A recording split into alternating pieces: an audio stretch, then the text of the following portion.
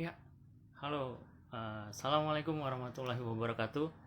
Oke, kita ketemu lagi di acara Stock Bitter Hotek. Ya,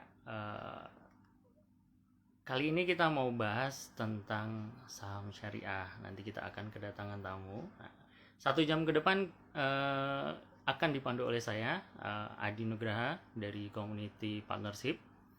Oke, udah mulai ya, udah mulai banyak. Suara saya clear ya? Oke. Kita tes-tes dulu. Dan jangan lupa nanti buat teman-teman seperti biasa di Stock Bitter Hotek kali ini akan ada hadiahnya. Jadi stay tune tetap di channel ini. Saya izin pin dulu ya.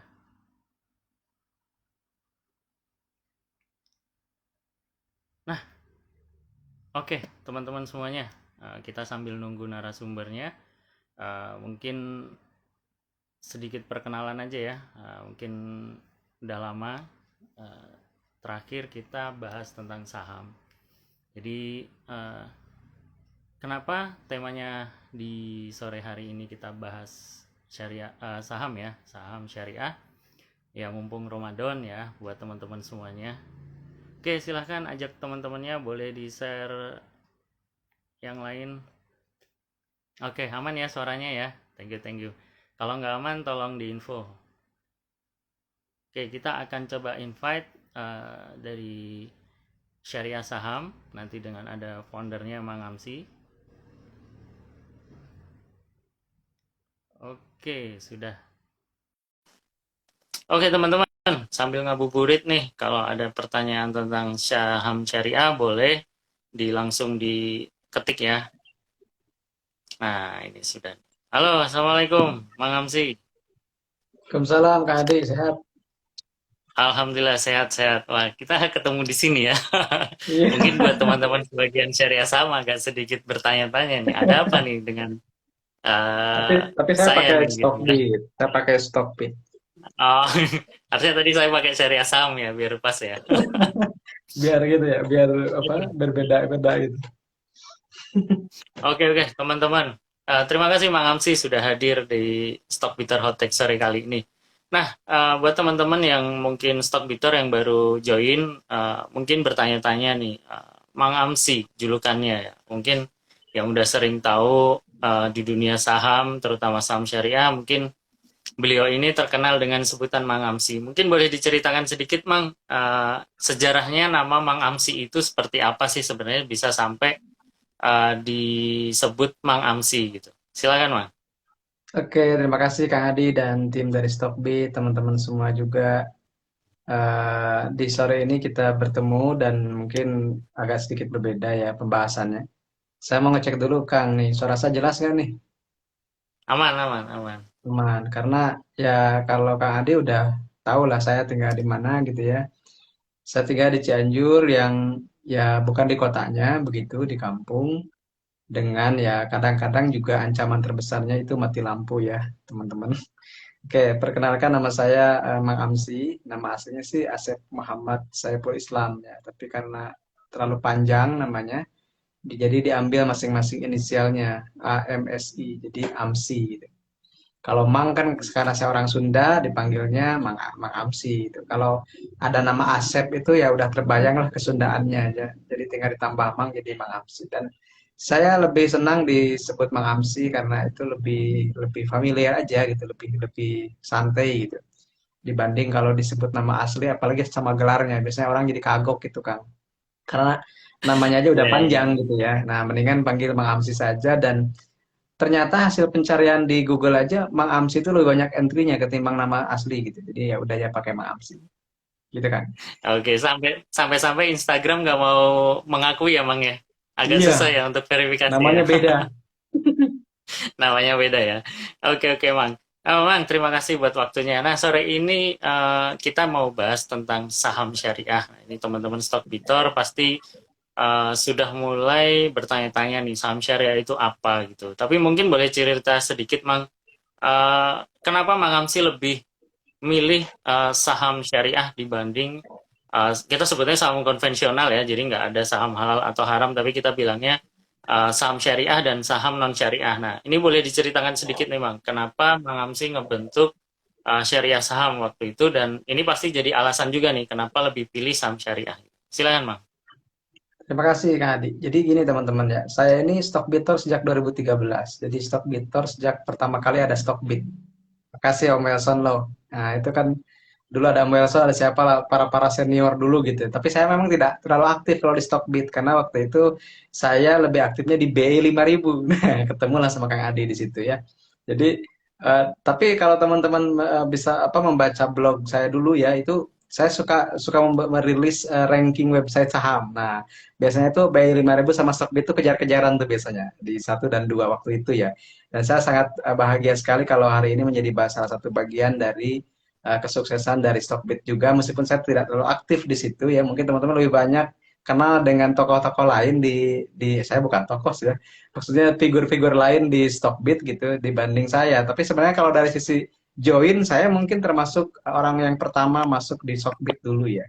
Nah, kemudian kalau ditanya apakah Ma'ams ini memilih saham syariah itu alasannya kenapa? Saya sejak menjadi investor ya, saya belum lama, baru 2007 ketika itu, saya langsung memilih saham-saham syariah, Kang. Jadi pilihan saya memang dari dulu saham syariah itu karena memang sejak awal saya sudah komitmen dengan keluarga saya kalau mau investasi pun kita harus pilih yang sesuai syariah gitu.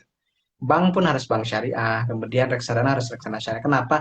Setidaknya kita meminimalisir apa yang menurut kita kurang nyaman, itu aja sih sebenarnya Kang. Jadi karena memilih memilih instrumen itu kan lebih salah satu kalau bagi saya pertimbangannya bukan sekedar keuntungan ya, tapi juga bagaimana instrumen yang kita beli itu bisa menenangkan. Nah, tenang ini kan sifatnya relatif ya. Nah, kalau saya mungkin salah satu faktor ketenangan itu adalah instrumennya harus syariah gitu. Karena ternyata ketika saya coba, setidaknya itu lebih menenangkan gitu.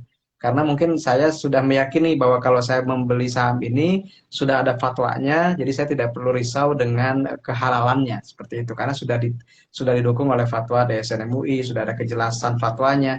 Jadi ketika saya beli itu ya santai gitu. Ketimbang misalnya kalau saya beli saham konvensional, mungkin saya bertanya-tanya juga pada diri saya sendiri, aduh kenapa saya beli ini ya? Nah gitu. Jadi ada gak tenangnya. Jadi saya memilih saham syariah lebih kepada preferensi ketenangan saja yang mungkin setiap orang bisa berbeda prioritasnya gitu. Ada yang mungkin prioritasnya keuntungan saja. Kalau saya nomor satu itu syariah atau enggak. Makanya itulah mindset yang ditanamkan di syariah saham dan akhirnya pun aplikasinya, Kang Adi, Hisa itu pun kan diawalinya dari mindset itu. Gimana orang ketika Ya, masuk itu mengecek dulu syariah atau bukan, bukan misalnya fundamentalnya gimana, tekniknya itu, nah itu nanti apa, tindak lanjutnya, follow up-nya. Tapi ketika masuk pertama kali ditanyanya saham ini isi atau bukan, base atau bukan. Setelah itu baru masuk fundamentalnya gimana. Jadi itu mungkin yang melandasi munculnya aplikasi Hisa, melandasi komunitas syariah saham, berawal dari mindset bahwa saya ingin memprioritaskan kesyariahannya dulu. Maka, dan ini ada hikmahnya kan, saya pernah cerita juga ya teman-teman, kenapa namanya syariah saham bukan saham syariah. Nah, kita bukan tidak pernah nyoba. Dulu saya pernah nyoba bikin saham syariah.com, ternyata sudah ada yang ngambil domainnya. Gitu. Ternyata itu udah nggak bisa diambil. Akhirnya kita bikin dibalikin aja syariah saham. Ternyata belum ada yang ngambil. Nah, waktu itu kita cuma sekedar mendaftarkan hosting dan domain saja. Ternyata kesininya baru saya dapat hikmahnya. Oh, kenapa harus syariah saham? Karena mungkin saya lebih mendahulukan kesyariahannya baru sahamnya. Nah, itu mungkin kan. oke. Nah, ini yang menarik ya. Syariah dulu, baru pilih sahamnya. Nah, ini buat teman-teman stockbiter nih hal yang baru mungkin ya, karena selama ini mungkin saham mungkin cuma ya udah beli saham aja gitu. Ternyata mungkin buat teman-teman yang eh, berprinsip bahwa syariah itu penting, nah ini bisa jadi pilihan. Nah, Mang ngomong-ngomong tadi tentang fatwa, tentang DSN, tentang OJK, ini sebenarnya apa sih Mang yang membedakan tadi kan saham syariah dan saham konven? Itu lebih ke kriteria atau apanya nih Mang? Boleh diceritakan sedikit tentang apa yang menjadi syarat saham itu menjadi dibilang syariah gitu? Oke, terima kasih Kang. Jadi sebenarnya teman-teman ketika kita membagi saham konvensional dengan saham syariah, maka ini pembagiannya atau dikotominya ini tidak lantas seperti perbankan. Misalnya Bank BRI, kalau dulu ya Bank BRI dengan BRI Syariah gitu, atau misalnya BCA dengan BCA Syariah. Itu kan ada pemisahan gitu ya. Ada pemisahan, maksudnya logonya pun misalnya berbeda gitu. Kemudian misalnya secara modalnya pun berbeda gitu. Tapi kalau misalnya bicara tentang saham, itu sebenarnya di pasar yang sama gitu. Maka yang membedakannya adalah kriteria tadi benar gitu.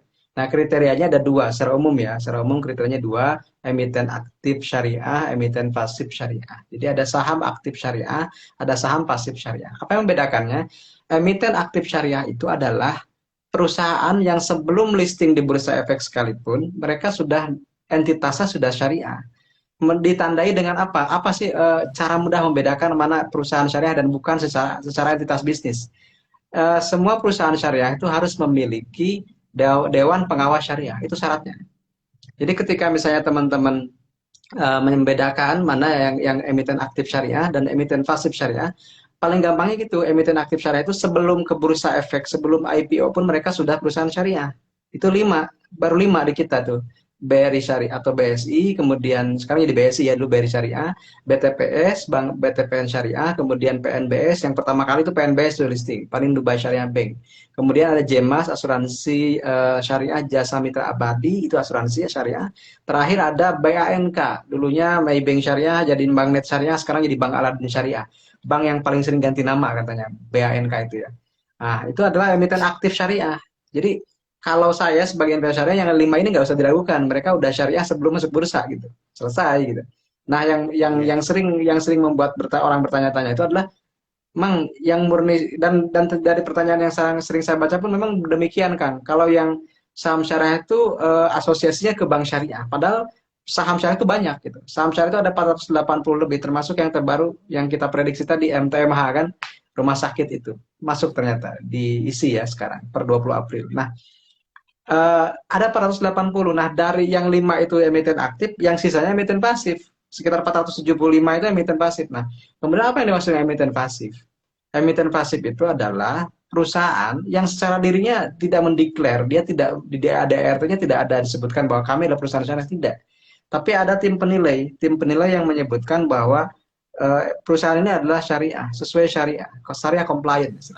Nah, itu berdasarkan kriteria. Kriterianya kita bagi menjadi dua, kriteria kualitatif, kriteria kuantitatif. Nah, kualitatif ini sifatnya bisnisnya gimana sih core bisnisnya. Maka di situ akan tersandung misalnya, mohon maaf teman-teman, minuman keras pasti nggak masuk karena bisnisnya pun sudah tidak boleh gitu. Jadi jangan jangan langsung loncat ke kuantitatif. Ini juga pernah ada kekeliruan saya kemarin tuh pas membahas IBOS kan.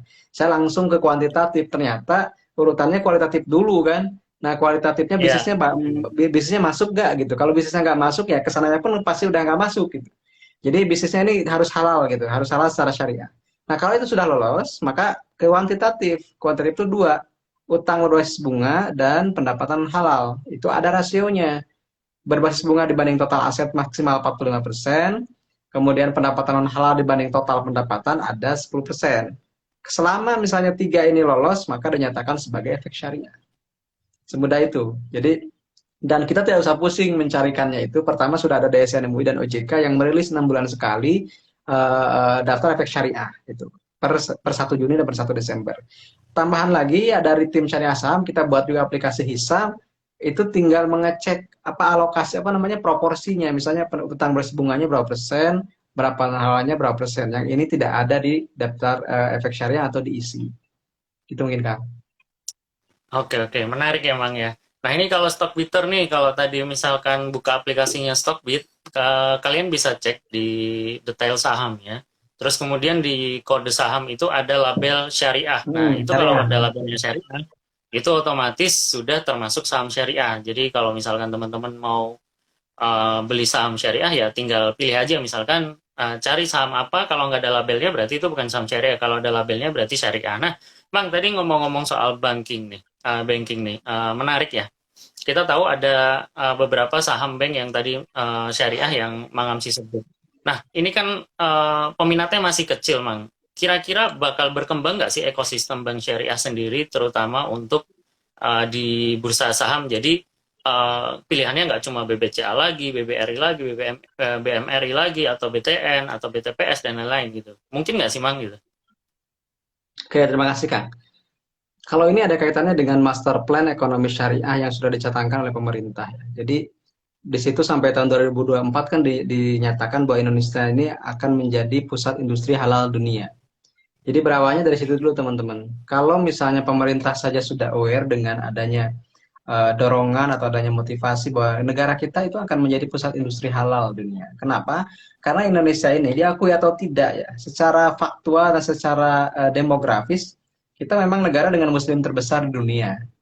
Itu tidak bisa dibantah ya. Bahkan CIA pun mengakuinya gitu karena ada data di CIA juga ada di situ. Kita mayoritas muslim terbesar itu ada di kita. Kita mewakili sekitar 14%. Artinya meskipun itu tidak jaminan ya, tapi dari situ kita bisa dapatkan data bahwa ini adalah potensi market share, potensi pasar yang belum digarap benar gitu. Nah, kalau misalnya industri halalnya sudah jalan, ekosistemnya sudah jalan, misalnya industri makanan halal, restoran halal, fashion halal, wisata halal, semuanya akan untuk pembiayaannya, untuk pembayarannya mereka akan mencari yang seekosistem gitu. Misalnya akan mencari yang syariah lagi. Nah, disitulah dibutuhkan inovasi dan juga digitalisasi apa namanya orang-orang bank syariah ini untuk bisa menggait semuanya gitu, menggait semuanya. Nah, kalau bicara tadi pangsa pasar ya, pangsa pasar misalnya untuk bank syariah itu semuanya boleh gitu. Semua semua warga boleh menjadi nasabah bank syariah. Siapapun boleh gitu. Nah, apalagi misalnya kalau muslim ya harus milih dong, misalnya dia bisa milih misalnya mana yang cocok dengan dia. Harus prioritasnya kan seperti itu. Nah, tapi masalahnya di Indonesia ini sesama muslimnya pun kadang berbeda pandangan misalnya Kang. Misalnya wah bank syariah ini belum tentu syariah 100% dan seterusnya banyak hal. Nah, itu yang menjadi tantangan dan kita pernah punya riset juga bahwa 46% ya 46% dari total apa namanya responden tentang bank syariah itu mereka memprioritaskan gitu ya. Mereka memprioritaskan bank syariah gitu, memprioritaskan kesyariahan dulu. Jadi ada yang sifatnya memilih bank syariah itu karena ideologis, ada yang karena oportunis gitu misalnya. Mana sih yang lebih mudah dan yang lebih murah? Nah, sekarang yang belum bisa dijawab oleh bank syariah itu adalah biaya atau misalnya apa namanya sesuatu yang berkaitan dengan bank syariah itu lebih asosiasinya itu lebih mahal gitu. Nah, kalau misalnya ada bank syariah yang bisa menjawab itu, bahwa di bank syariah itu bisa lebih murah dan bisa sama dengan bank konvensional, mungkin akan lebih berbeda apa hasilnya. Meskipun sekarang pun sudah secara prestasi atau pencapaian kan BSI misalnya masuk 5 besar Forbes gitu. 5 besar bank terbaik di Indonesia, 5 besar tuh. Secara modal inti kita peringkat ke-7 misalnya, Bank Syariah Indonesia itu peringkat ke-7. Tinggal nanti misalnya bagaimana merespon perkembangan yang ada itu untuk lebih memajukan lagi, lebih lebih menggairahkan lagi. Karena kalau secara market share kita masih kecil ya, cuma 6, berapa persen lah, di bawah 10% gitu. Pangsa pasarnya masih Oke. kecil. Seperti itu. Ya, ya.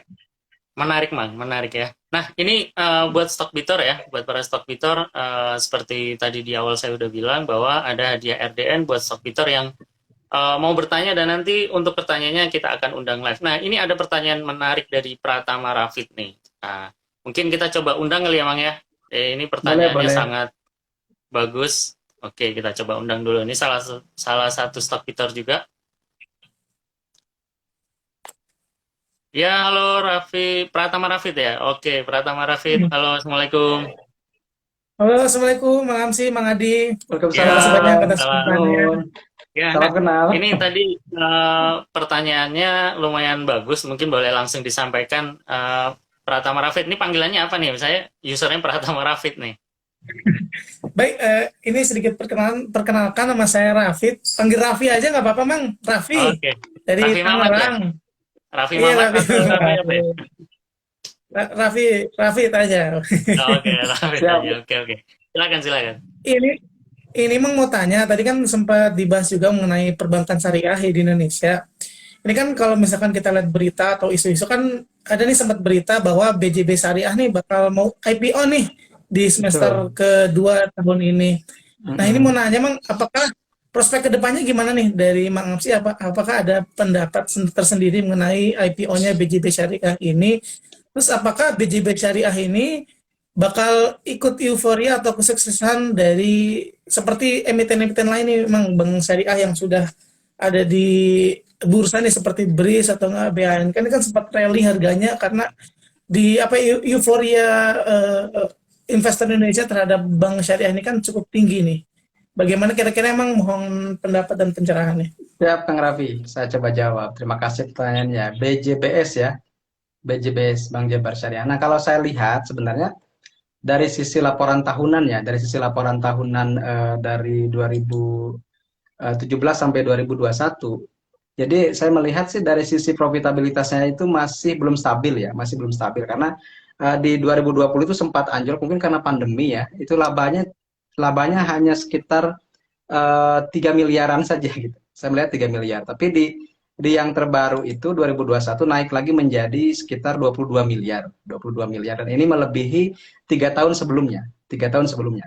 Tapi kalau kita bicara modal inti dari BJBS ini ternyata hanya 1,2 triliun. Dan kalau kita bandingkan dengan bank-bank yang sudah listing di Bursa Efek Indonesia itu setaranya dengan BANK, Kang Raffi. Jadi atau Bank Aladin ya. Bank Aladin ini cuma 1,15 triliun. Kemudian misalnya Bank Ina Perdana, Bank Ganesa, kalau yang kontennya itu.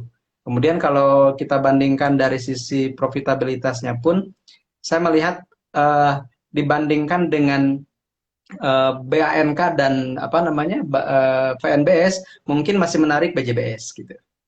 Tapi kalau dibandingkan dengan apa namanya BTPS atau BRIS itu masih di bawahnya. Jadi mungkin nanti sentimennya ya ini kan Bank Jabar ini bank daerah ya, induknya adalah bank daerah yang memang secara keuangannya memang solid gitu. Tapi ternyata ketika melihat BJBS-nya saya melihat eh, secara apa ya, secara profitabilitas belum belum semenarik yang sudah listing gitu. Kecuali ya mungkin kalau kita ranking ya, kalau saya ranking itu biasanya nomor satu BTPS gitu, nomor dua BRIS, nomor tiga ya mungkin BJBS masuk di situ, nomor empat itu ada BANK, nomor lima baru PNBS. Gitu. Kalau sekarang kita ranking yang sudah listing di Bursa Efeknya seperti itu. Tapi kalau misalnya sentimennya lebih ke apa bank syariah ya, kita kan pasar mah meresponnya suka berbeda ya, Kang Raffi. Jadi bisa aja nanti ketika ada BJBS IPO, euforianya juga muncul lagi seperti BANK ya, kita tidak tahu, tidak pernah tahu seperti itu apa pasarnya. Tapi secara fundamentalnya BJBS ini masih belum stabil, menurut saya ya masih belum stabil. Tapi kalau misalnya kita lihat aja nanti kalau pergerakan sahamnya mungkin di pasar ya seperti apa responnya. Tapi kalau secara fundamental tadi mungkin peringkat ketiga lah di yang sudah ada. Disclaimer on ya. Baik, Mang, terima kasih banyak. Ini Sami-sami. semoga Oke. respon pasar juga, mungkin respon pasar yang belum ikut euforia BRIS atau BANK dulu, ikut di BJBS nanti. Nah, Semoga, bisa, semoga. bisa. Wah, ini kayaknya Oke. udah nunggu siap IPO nih buat BJBS. Jangan lupa Siap, IPO-nya Rafid. Nanti beli IPO-nya siap. lewat Profit ya. Aduh, siap, Mang, siap, Mang, siap. No, Oke, ya. oke. Oke, Oke, makasih terima banyak. kasih Rafid. Sami-sami. Mang Nanti Hamzim, kita Mang akan Adi, kontak ya. atas Panitia kesempatannya. bakal kontak untuk hadiahnya. Oke, terima kasih Rafid sekali lagi. Ya, Mang. Ya, Assalamualaikum. Ya, salam. Salam. Nah, oke Man. Tadi ya, berarti BJBS yang ditunggu-tunggu. Apakah itu bakal seperti BRIS, seperti BANK, atau bahkan mungkin seperti apa ya? Bank-bank PNBS. BTPS mungkin ya, agak tenang gitu ya, mungkin ya, Iya, kalem iya. gitu tipikalnya. Nah, oke, kita sambil menunggu stok Twitter lain, silahkan kalau ada yang mau bertanya dengan live, silahkan langsung coba untuk bertanya melalui kolom chat dan bisa request untuk join live. Sebenarnya ini ada beberapa pertanyaan menarik nih, Bang, dari Boleh, Tina silakan. Teja.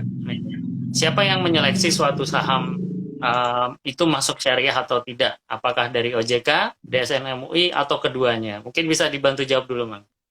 Mungkin singkatnya ya itu diseleksi hasil rapat pleno antara DSN MUI dan OJK. Jadi dua pihak gitu ya saling rapat pleno menetapkan bahwa saham-saham ini dan itu setelah melalui seleksi ya screening. Kemudian juga ada yang tidak bisa kita akses adalah angket kan. Jadi kalau misalnya rasio itu kita bisa hitung sendiri. Tapi yang tidak bisa kita akses itu adalah angket yang diberikan oleh perusahaan itu kepada DSN MUI dan OJK. Di situ kan misalnya kalau yang hotel ya, di situ ada pendapatan rincinya, berapa dari beverage yang halal, berapa yang non halal itu ada. Nah itu untuk dasar penyaringan pendapatan halal biasanya. Tapi itu kan kita nggak dapat tuh datanya. Mungkin itu kan. Kalau kita cuma bisa pendapatan halal kan dari pendapatan bunga saja. Tapi kalau Ya. pendapatan hal lain itu kita tidak bisa mengakses. Kenapa? Karena itu angket sifatnya, diisi oleh perusahaan di periode tertentu, dilaporkan ke DSN dan OJK. Gitu. Oke, oke. Ini mungkin juga sedikit ada ini ya, ada hubungannya sama beberapa pertanyaan nih, Mang. Boleh. Kayak misalkan dari Stockbiter ini ada yang nanya, tadi kan ini ada hak angket, terus kemudian ada pendapatan non halal gitu kan yang menentukan. Nah, ini ada pertanyaan dari user Stockbiter Cory NF. Nah, dia nanya, buka itu masuk syariah tapi Goto kenapa enggak nih, Mang? Mungkin ada yang Oke. sedikit kecewa kenapa Goto tidak masuk syariah gitu, Mang. Oke, kita buka pakai ini ya, pakai kebetulan ada bantuan dari Hisa nih. Nah, Bukalapak ya, bukalapak.com itu secara kalau kedua jadi gini, kalau kita menggunakan mengaplikasikan screening tadi ya, dari dari kualitatif dulu misalnya, bisnis mereka aman-aman aja, bisnis mereka boleh kok, gak ada yang sesuatu yang apa tidak diperbolehkan lah gitu ya, misalnya boleh lah e-commerce itu boleh. Kemudian dari sisi kuantitatif kita cek dulu nih pendapatan utang berbasis bunga. Nah, utang berbasis bunga itu Goto ketika kita hitung itu 1,52%, jadi sangat sedikit sekali, jauh di bawah 45%. Kemudian Goto itu lebih kecil lagi sebenarnya 1,34%. Utang berbasis bunga dari dibanding total aset itu Goto cuma 1,34%, kemudian Buka itu sekitar 1,52%. Nah, sampai situ lolos dua-duanya. Jadi Goto, Buka kualitatifnya lolos, utangnya lolos gitu. Nah, pas yang terakhir, Buka pendapatan non halalnya itu 1,16%, ya, 1,16%. Sementara Goto itu 12,9%.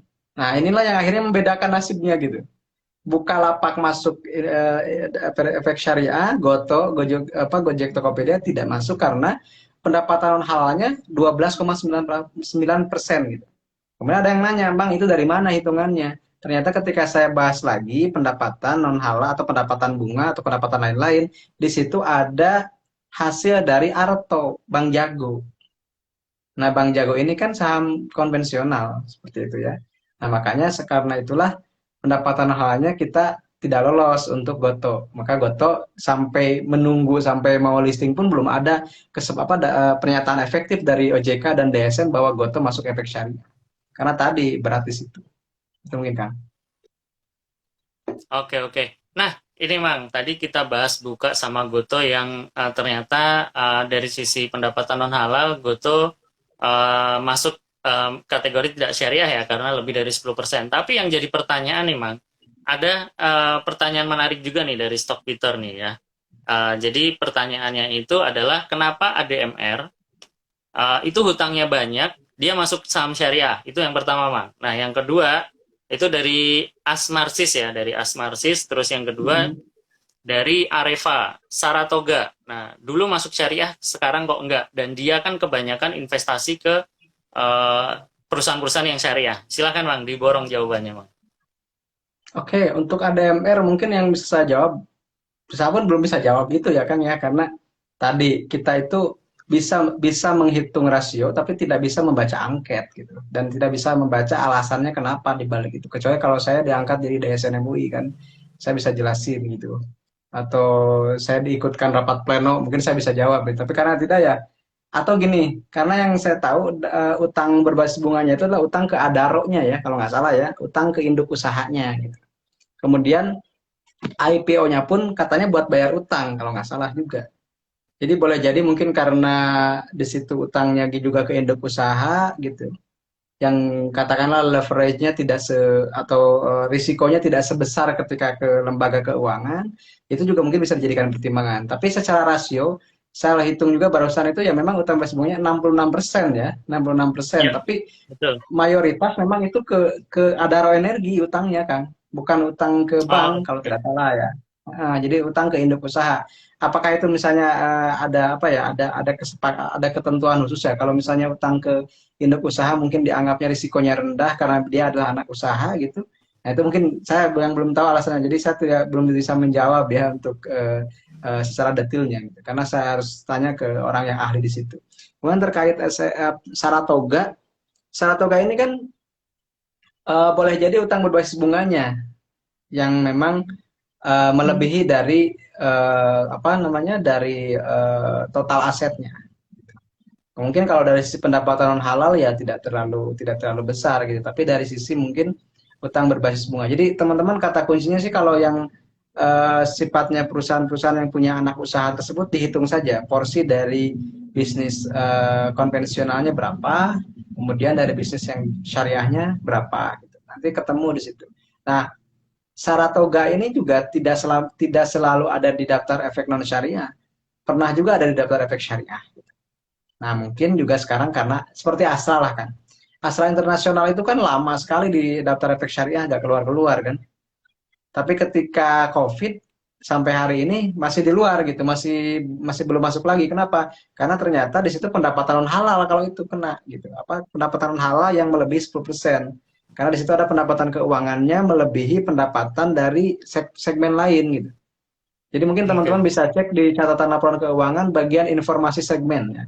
Di situ ada misalnya segmen otomotifnya berapa, segmen sawitnya berapa, segmen alat beratnya berapa, segmen keuangannya berapa. Nah, ketika misalnya segmen keuangan ini melebihi dari 10% total pendapatan, dan karena yang lain sedang lesu waktu COVID, maka Astra dikeluarkan. Seperti itu. Oke, oke. Nah, ini ada yang mau bertanya nih, Mang. Ini sepertinya banyak banget pertanyaannya ya dari Erika Paramita. Apakah bisa kita undang buat live beliau? Boleh, silakan. Oke, kita coba dulu ya. Ini pertanyaannya rombongan ini, jadi kita panggil saja nih. Kita coba undang dulu ya. Bisa nggak? Ya, udah coba diundang, Mang. Belum tahu lagi live nggak ya? Nah, Ini lagi mungkin sambil masak, menunggu dulu, Mang. Oke. lagi siap-siap buka kalau ibu-ibu mah. Masak di dapur. Oke, oke. Ini pada nggak mau dapat hadiah apa ya? Ayo, yang diundang live dapat saldo RDN nih. Ayo, boleh request ke kita sambil jadi ngetik pertanyaan dulu, baru request videonya. Jadi nanti saya coba baca.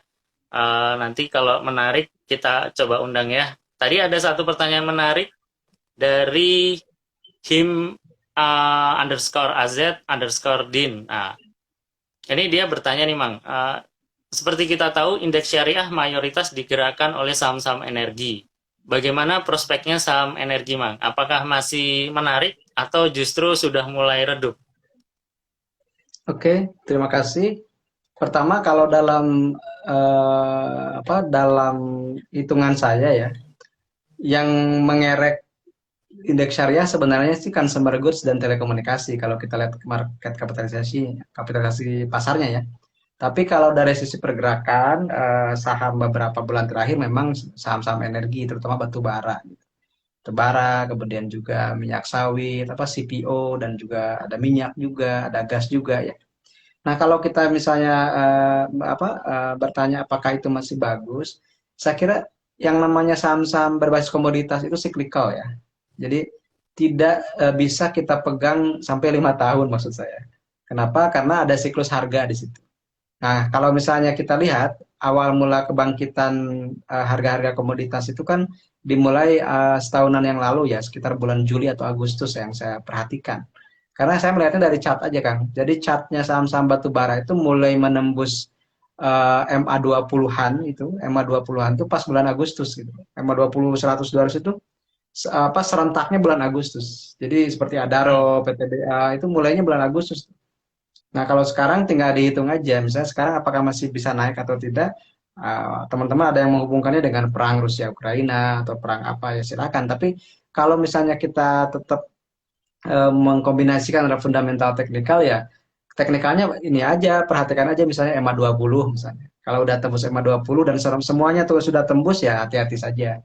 Boleh jadi itu sudah mulai turun. Nanti EMA 50 ketembus, EMA 100 ketembus. Kalau udah EMA 200 ya tinggalkan dulu aja gitu karena di situ juga banyak yang nanya sama halnya dengan yang nanya ke BRIS kan nanya saya BRIS juga emang BRIS kok kenapa yang nggak naik naik ya karena belum tembus 1800 gitu 1800 itu kan EMA 200 kan Jadi EMA 200 itu Iya, EMA iya. yang sakral ya secara teknikal karena disitulah nasib sebuah perusahaan ditentukan gitu secara trennya. Apakah mau uptrend atau downtrend di EMA Iya. 200. Jadi batas demarkasinya di situ apa garis perbatasannya di situ gitu. Jadi kalau Bris ditanya terus dulu 2000-an sekarang jadi tapi terus turun sebenarnya. Dulu EMA 200-nya 2000, turun ke 1900. Sekarang sudah di 18, dulu sudah di 1800. Tinggal cek aja nanti kalau tembus 1800 kemudian dia kuat ya nanti juga misalnya mungkin sudah uptrend gitu kan. Termasuk batu bara. Batu bara juga saya lihat Agustus itu sudah mulai uptrend dan terus gitu. Nah, tinggal dikawal saja secara teknikalnya dengan menggunakan EMA 20. EMA 20 ketembus jual setengahnya misalnya. EMA 100 ketembus jual seperempatnya. EMA 200 udah jual semuanya. Karena saya yakin EMA 200-nya pun nanti kalau ketembus itu masih ada di atas harga beli kita gitu. Karena udah naiknya udah tinggi banget gitu kan. Seperti itu mungkin. Oke, oke. Nah, ini terkait tadi mumpung Mang sih bahas, Bris. Ada pertanyaan menarik juga dari Stockbiter Hamalnus. Ya, Hamalnus. Ini Hamalmus. Ini Hmm, bertanya begini, Mang. Kalau memang kan ada rumor emang ya, BSI itu mau ya. dijadikan BUMN, Bank Syariah BUMN. Nah, menarik banget buat dipantau soalnya ekosistem syariah se-Indonesia benar-benar bisa digarap sama mereka mereka seorang. Ada dana hajinya juga BPKH, dana siswa Basnas. Terus kemudian bisa jadi RS sama Universitas Islam under Kementerian Agama dikasih ke BSI untuk mungkin kayak rekening, untuk nasabah gitu kan. Nah, ini menurut Mang Amsi gimana nih, Mang? Apakah prospek BSI dijadikan BUMN ini sudah terlihat oleh para petinggi di kementerian ini sudah menarik atau gimana nih? Oke, terima kasih Kang. Jadi sebenarnya Kang Jamal itu dia, Kang Hamal, Hamal ya. Jadi Hamal, Hamal Mus. sebenarnya gini, BSI itu kan gabungan dari tiga entitas ya, Bank Syariah Mandiri, BRI Syariah, dan BNI Syariah. Nah, tiga bank itu memiliki tiga pangsa pasar yang masing-masing punya keunikan. Misalnya kalau BSM itu lebih ke kampus, akademis, apa, universitas, kampus, pesantren itu BSM, instansi gitu. Terus kalau yang BNI Syariah itu lebih corporate. Corporate misalnya perusahaan-perusahaan itu pakai BNI Syariah, sindikasi perusahaan apa pembiayaannya. Kalau yang mikro pedesaan itu BRI Syariah. BRI Syariah itu sampai di tempat saya ngajar Kang BRI Syariah, tapi Bank Syariah Mandiri dan BNI Syariah itu nggak ada gitu. Itu bukti saja bahwa memang BRI Syariah sudah sampai ke pedesaan. Nah, ketika mereka bergabung, mereka kan akhirnya dilebur tuh. Saya pernah ke Bank BSM Cianjur misalnya, BSI yang sekarang itu ada orang BSM-nya, ada orang BNI-nya, ada orang BRIS-nya dulu, ada BRI Syariah. Nah, kalau melihat seperti itu sebenarnya potensinya memang besar. Pertanyaannya adalah ketika dijadikan BUMN, kemungkinan pertama ada peningkatan modal inti karena misalnya pemerintah menyertakan modal baru di situ dan itu yang pertama. Jadi modalnya lebih besar. Nah, tapi ternyata saya baru baca juga sekarang kan istilahnya bukan bank buku kan, tapi bank KBMI apa namanya Ya. kelompok bank berdasarkan modal inti. Dan ternyata ketika ada kategorisasi baru itu menjadikan KBMI yang level 4 itu cuma 4 saja, BCA, BCA, Mandiri, BRI, BNI kalau tidak salah. Dulu ada 7 bank buku keempat itu. Sekarang bank buku keempat yang 3 itu tersisihkan atau tergeser ke KBMI 3. Itu misalnya Bank Panin, itu juga tergeser. Bank apa lagi gitu ya. Nah, sekarang BSI itu adanya di Bank KBMI 3. Kalau ingin jadi KBMI 4, kalau ingin jadi KBMI 4 minimal harus modal intinya 70 triliun. Nah, sedangkan sekarang baru sekitar 20-an triliun, 25 lah, atau berapa, 25 triliun. Maka kalau kita lihat BSI sekarang, itu kita bisa gandengkan atau kita bisa setarakan itu dengan Maybank. Setaranya itu dengan Maybank, kemudian Bank BTN, kemudian Bank Mega, dan Bank NISP. Itu setaranya kan. Maka nanti kalau jadi misalnya BTN Syariah merger ke BSI, itu akan menjadi menambah lagi pangsa pasar di KPR. Perumahan itu kan Bank BTN khasnya dari dulu Ya. ya. Nah, ketika misalnya nanti diakuisisi oleh BSI, itu akan menambah modal inti lagi. Tapi mungkin belum masuk ke KBMI 4, karena ke KBMI 4 sekarang harus 70 triliun, Kang. Agak susah juga. Tapi setidaknya, apa yang diuntungkan dengan penambahan modal inti tadi? Kalau modal inti sudah bertambah, maka biaya operasional bisa ditekan. Ketika biaya operasional bisa ditekan, maka layanan ke nasabah menjadi lebih murah. Nah, ini yang diharapkan. Jadi kan sekarang banyak banyak yang kritiknya gitu. Buat apa merger tapi masih mahal, gitu kan? Buat apa merger tapi masih mahal? Padahal sekarang mergernya, ketika tiga ini merger dan jadi BSI, itu belum bisa menyamai, bahkan Bank Mandiri, Bank BRI juga belum bisa menyamai ke situ karena masih butuh banyak gitu, masih butuh banyak modal intinya. Nah, kalau pemerintah ikut menanamkan modal di BSI dan akhirnya menjadi pengendalinya, mungkin tinggal hitung berapa modal nanti akan diserap oleh pemerintah. Misalnya dibikin apa right issue ya, mungkin right issue mekanismenya ya Kang ya, right issue kemudian Ya. dibeli gitu oleh pemerintah semuanya. Nah, nanti tinggal berapa. Nah, keuntungan pertama adalah tadi bertambahnya modal inti yang akan berimbas kepada murahnya layanan, apa murahnya pembiayaan secara dan bisa bersaing dengan bank-bank besar. Yang kedua, keuntungan dari merger apa dari BUMN ini adalah uh, meluruhnya apa namanya berkurangnya konflik kepentingan antara pemilik bank sebelumnya. Kan sekarang mah Bank Mandiri berapa 50-an% gitu. BNI yang berisi justru lebih sedikit. Justru BRI itu lebih sedikit sahamnya diberi di bank BSI itu. Nah, nanti kalau misalnya Hmm. semuanya diambil alih oleh pemerintah, maka apa namanya si kebijakannya itu kan tunggal gitu. Dari pemerintah mau digimanain juga mau geraknya kemanapun tergantung pemerintah. Itu keuntungannya, tapi juga ada potensi kerugiannya kan ketika jadi BUMN. Kenapa? Tidak semua BUMN itu bagus. Akan tahu Oke, sendiri. oke. Garuda seperti apa dan yang lainnya lah gitu. Jadi sebenarnya ketika dijadikan BUMN itu di satu sisi ada keuntungan yang bisa kita dapatkan, di satu sisi juga menyimpan potensi yang bisa menjadi kendala gitu. Nah, tinggal bagaimana saja memanage itu. Nanti manajemen misalnya setelah adanya pemerintah masuk di situ, bagaimana manajemennya? Kalau misalnya ternyata lebih bagus, saya yakin akan ngebut ya. Kenapa? Karena seperti tadi benar gitu sudah ada misalnya kerjasama dengan Kemenag. Sekarang juga di madrasah itu sudah pakai BSI. Kemudian misalnya haji juga Oke. udah pakai BSI. Nah, jadi ketika Ya. misalnya semua semua yang berkaitan dengan ekosistem syariah itu pada akhirnya mempercayakan kepada BSI, nah tinggal BSI-nya siap atau tidak. Satu hal PR BSI adalah bagi saya ya, itu digitalisasi. Gitu. Karena mau tidak mau, pangsa pasar ke depan itu generasi Z. Generasi Z itu generasi yang males datang ke bank gitu kan. Ya, Apalagi ya. sekarang Oke. misalnya kompetitornya sudah bisa bikin akun rekening cuman pakai HP, gak usah ke bank. Semua bank besar pun sekarang punya. Blue dari Bank BCA misalnya. Bank Jago udah bisa, tuh Jago Syariah juga sudah mulai sekarang. Jago Syariah itu lebih UI UX-nya kayak marketplace misalnya seperti itu, yang lebih user friendly buat generasi sekarang. Nah, tinggal BSI bisa nggak menjawab itu? Kalau bisa menjawab itu, saya yakin ada akselerasi di situ. Oke, oke. Oke, Mang, menarik. Ini ada Kang Fadila Nugrah. Ayo, apakah berkenan buat live? Ini dari tadi mention kita terus nih, lumayan nih. Ini tadi Boleh, beliau boleh, bilang nih, silakan. Mang, BTN Syariah itu bukan anak usaha BPTN gitu. Tapi unit UUS dia, Mang. Masuknya UUS, bukan bukan Betul. anak usaha gitu ya. Gitu. Jadi Unit mungkin usaha ya. kalau merger agak susah nih. Yang di merger harus BTN-nya kan yang harus di take over gitu. Ini menarik nih. Mm-mm. Mungkin wah, ayo buat teman-teman Stock Twitter, ini tadi ada beberapa yang teman mau nanya. Kalau misalkan mau live boleh. Nah, Ardean Jago Syariah belum ada nih di Stockbit. Oke, ditunggu aja ya. Iya, Oke, kalau udah ada tuh bagus tuh. ya. Ini nggak ada yang mau live nih. Waduh, pada nggak mau THR nih, Bang, sepertinya, Bang. Lagi Oke, pada Bang masak kan? Amsi. Gini, Bang. Ini ada beberapa pertanyaan yang mungkin saya rangkum ya. Jadi Boleh, dari boleh.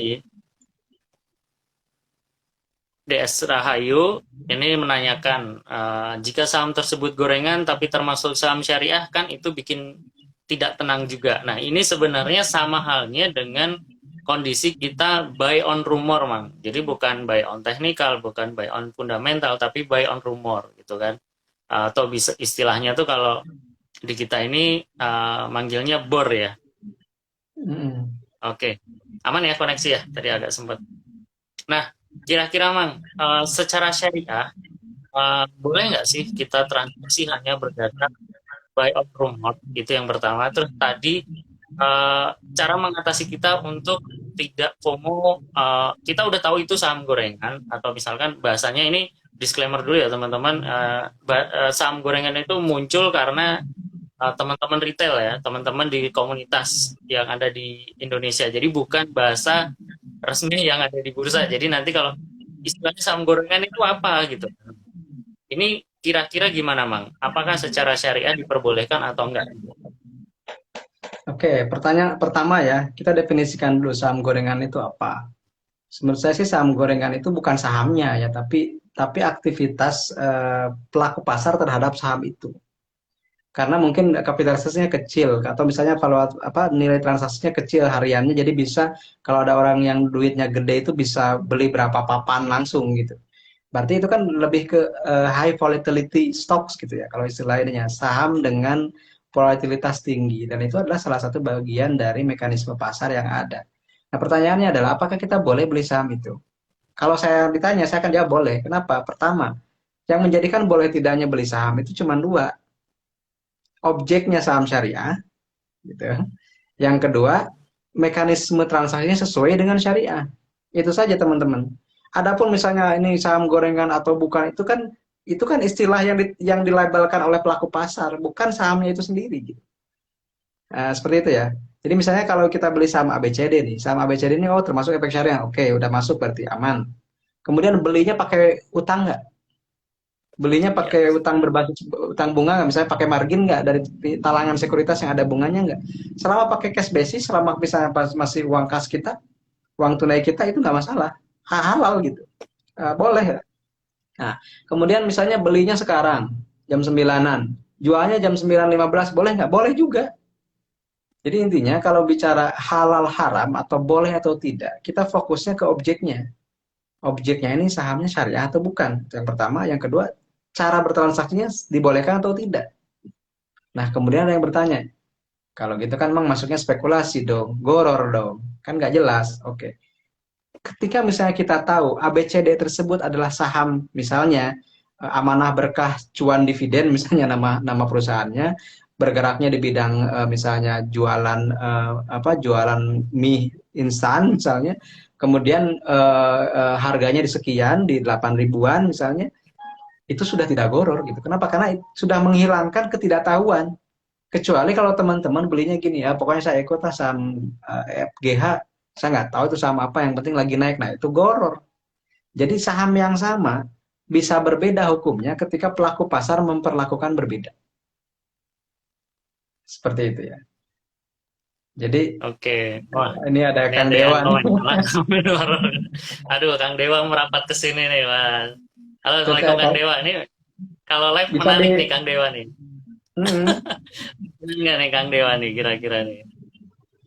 jadi ya tadi ya. Jadi kalau bicara fikih itu memang seperti itu kaidahnya.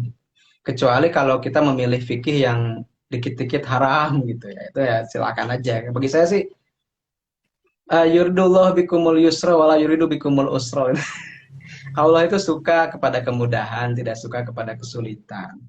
Seperti itu. Tapi kadang ada kita itu apa namanya ingin mempersulit diri sesuatu yang sudah dipermudah gitu.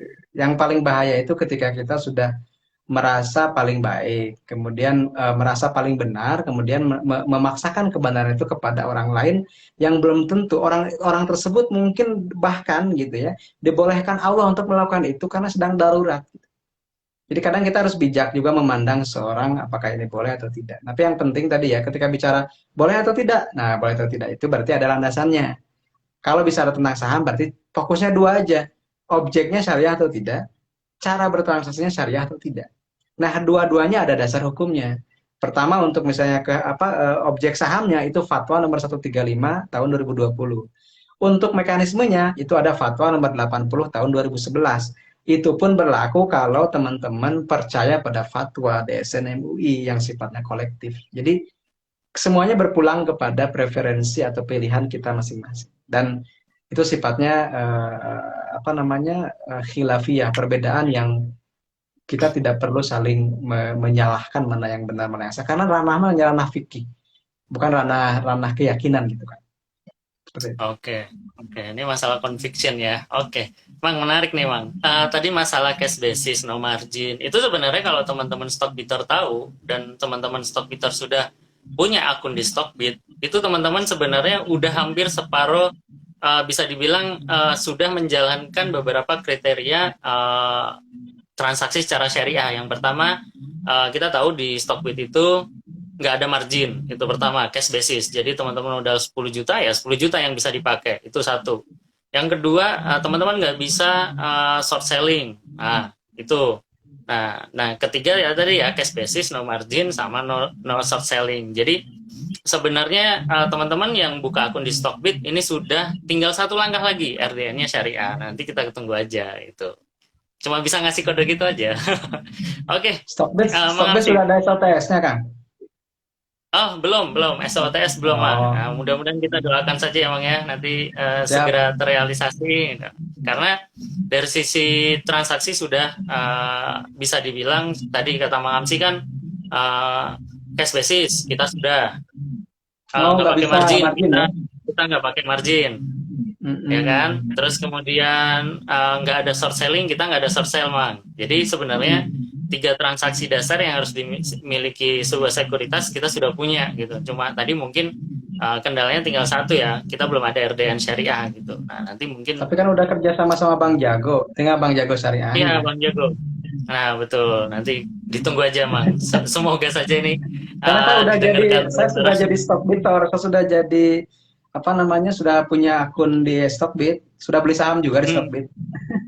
Oke, nanti di spoiler Mang, sahamnya apa Mang? Oke Oh, teman-teman, sahamnya sekali lagi teman-teman Stockbiter nih sekali lagi ya, dari awal sampai akhir tadi jika ada pembahasan saham yang disebut ini disclaimer on ya. Jadi keputusan jual beli ada di tangan teman-teman ya. Jadi sebelum membeli atau menjual tetap harus ada analisa dulu supaya nggak apa Mang dari goror ya. Jadi jangan sampai dorong.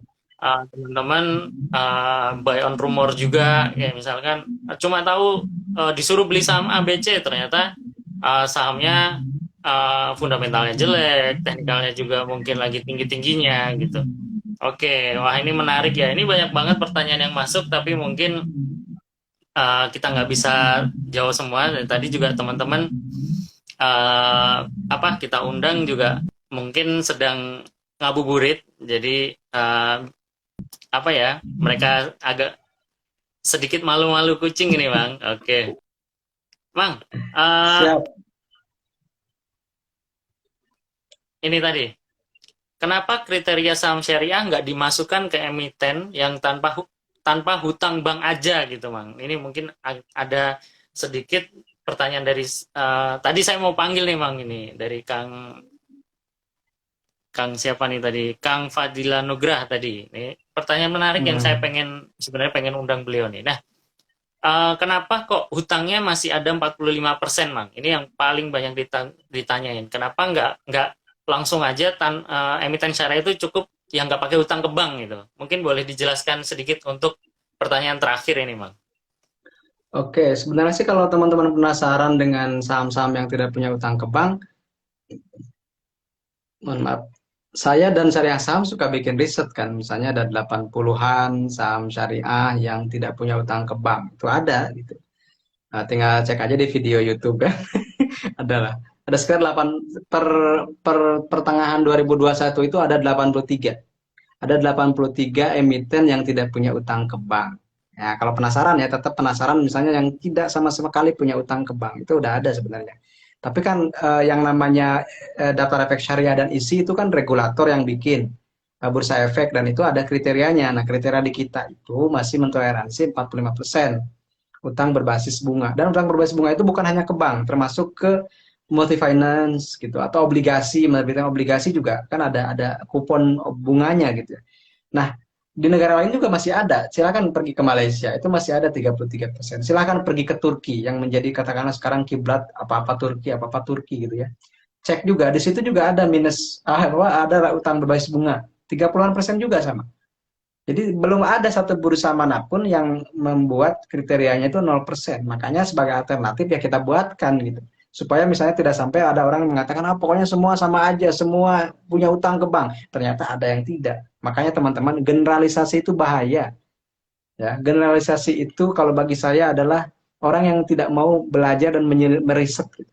Nah, kalau saya itu menghindari generalisasi. Jadi ketika ada yang mengatakan semua saham itu sama aja, haram. Oke, saya cek. Pokoknya semua juga punya utang ke bank. Ternyata ada yang tidak punya utang ke bank. Bahkan rasio utangnya sangat rendah. Dan utangnya pun itu utang ke pemasok gitu.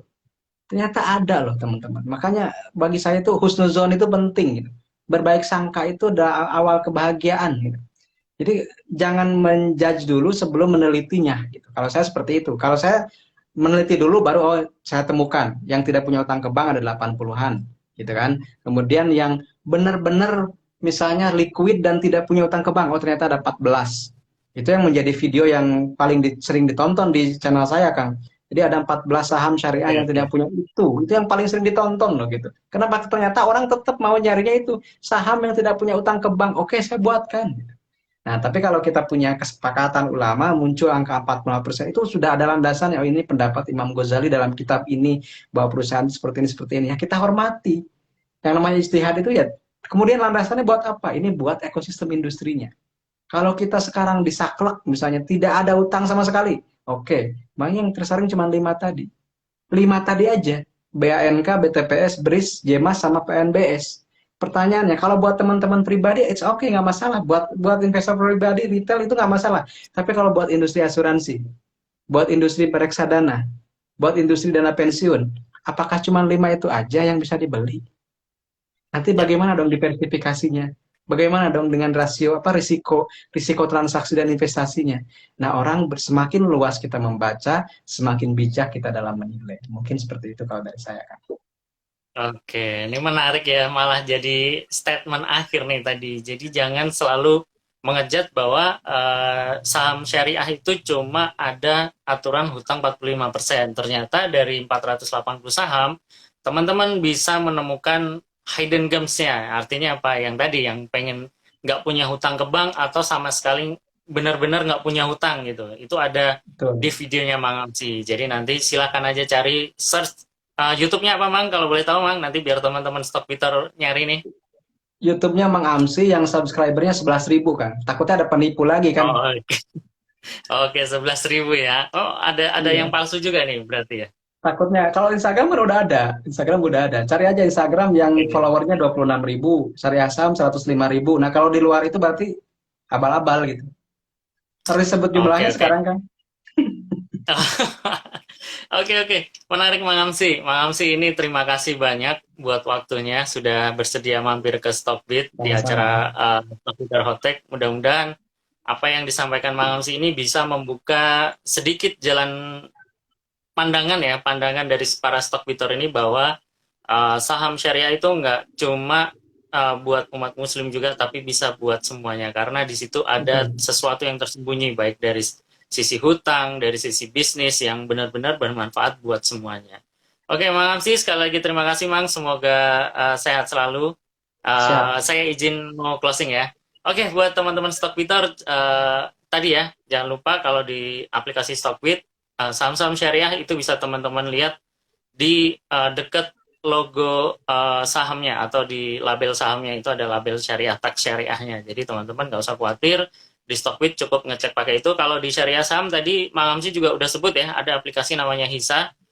Itu teman-teman juga bisa cek di sana. Oke, buat Stockbiter yang sudah join tadi, ada Pratama Rafid, terima kasih. Nanti kita akan coba kontak. Buat teman-teman yang tadi saya invite dan belum berkenan buat join, mungkin next time bisa kita join lagi buat live bareng Siap. supaya lebih ini ya, lebih interaktif ya. Nah, wah, buat teman-teman semuanya Stockbiter, sekali lagi terima kasih sudah menyimak dari awal sampai akhir. Semoga bermanfaat dan mohon maaf jika dalam penyampaian kata dan sekali lagi semua saham yang saya sebutkan atau maaf saya sebutkan tadi dari awal sampai akhir itu bukan untuk ajakan menjual ataupun membeli. Oke. Mungkin sekian dari saya. Sekali lagi Mang Amsi, terima kasih buat Sama-sama Kang. waktunya. Semoga sehat selalu, Ya. buat salam buat keluarga juga. Amin, Ya, amin. buat Stockbiter, terima kasih dan sampai jumpa di event Stockbiter Hotex selanjutnya. Assalamualaikum warahmatullahi wabarakatuh. Makasih Makasih, Kang. Mang. Sami-sami. Saya pamit ya. Ya,